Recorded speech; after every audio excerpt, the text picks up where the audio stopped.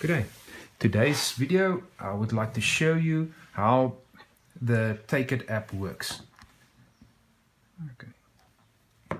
So on the TAKIT app, it shows all your devices on this landing screen. You can switch between the devices by scrolling at the bottom. It will then give you more information about the location of the watch or the product, the personal tracker.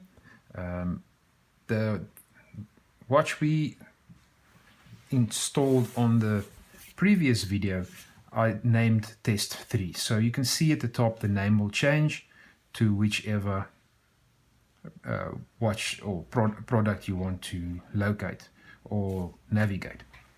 Okay, just below the name you'll find the position and then smart mode. I recommend you keep the watch on smart mode. It has a manual function, but that you can only it will only give you position if you ask for it. This one will find its position automatically. Okay, on the left top hand corner you can add a new device. I showed you on the previous video how to add a device, but you just scan the CID number and set up the SIM card and your relationship with the user, and it will then show the name and everything on here. Okay, on the right top hand corner you'll be able to see your own account. You'll be able to make some changes there, and you have language setting. I just keep it standard, and then more information about the application. Okay, this landing page will give you the last position, and it will, if you selected a certain product, it will update it in time. If you want more up-to-date information, you just click on the icon and it will take you to the navigation screen. You can also get the navigation screen by pressing the 2 arrow buttons, and then just above that you have your steps. The pedometer is not that accurate. It's determined by GPS reception, and it's sometimes not reliable. Okay, so if you select the position and you go to the navigation screen, this is a Google map. So at the right top corner you can change the view to maps, and there's a 3D function also. Okay, then just below that you can also see your position in relation to the watch's position. Yeah, so if you go out, you go back in, it will not be zoomed in like that. But yeah, you can zoom in and out with your fingers, same as the Google Maps.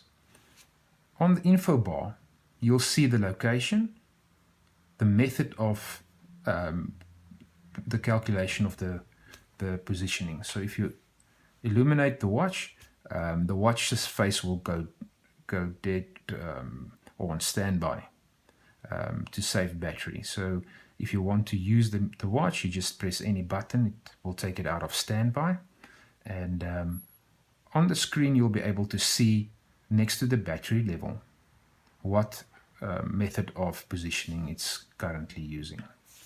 Okay, it will also give you the date and the time. The time will be the last time that it updated its position, and then the battery level.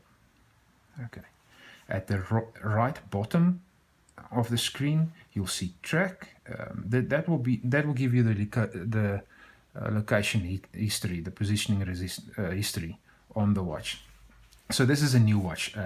It doesn't have a lot of history. I will just go to one of our watches that's in use. If you select the position and you say track, it will actually show you the movement of the watch. You can select the day and it will have a play function at the bottom.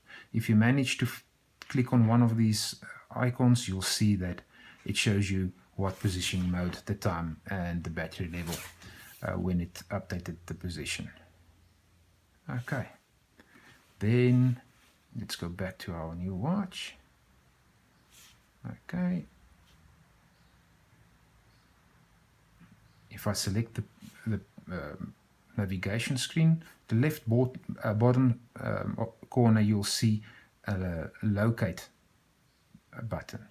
So if the watch is selected on manual mode, not smart mode, you'll have to press this button every time to get position, the latest position. But if you do press this button on smart mode, it will also prompt the watch to update a newer position.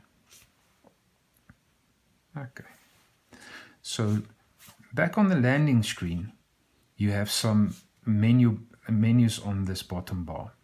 So let's start by the call function. The call function will enable you to make a call from the app. You don't need to use this function to call to the watch or to the product. But I do need to note that only numbers that's pre-programmed into the product, into the watch, will be able to phone in and out. That's to protect the user from any spam calls. Yeah.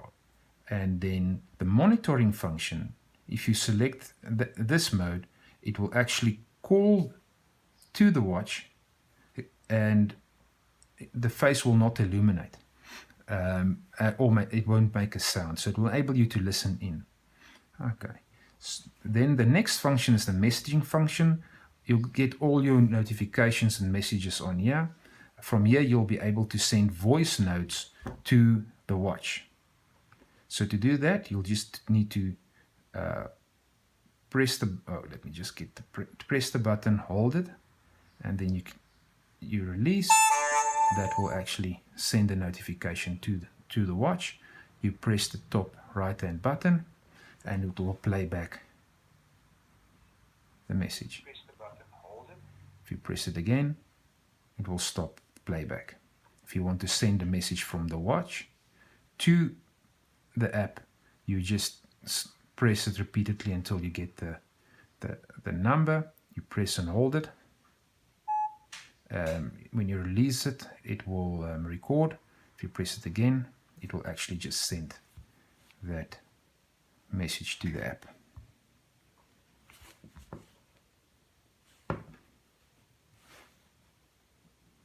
And you will be able to play it back. When you release it, it will record. Okay, so that's the messaging function. Next, you can set up some numbers. The administrator's number will already be on there, and it will allow you another 29 numbers. You just press add, you put in the name and the telephone number and say confirm, and it will add the watch. Will add the number to the watch. So only the numbers that's on this list will be able to call to the watch, and you will be able to call from the watch. So to do a call from the watch, you press the left bottom button, you navigate to the user or to the number, and you press it and hold, and it will phone. Left bottom button will just cancel the call. You'll see there's another button, the silver button. If you press this button and you hold it, it will do emergency call. This will phone to the watch and also give you a notification, the administrator a notification. Okay, and you can also delete a number from there. Okay, then you have your manage screen. On our next video, I will go through all the functions on the manage menu.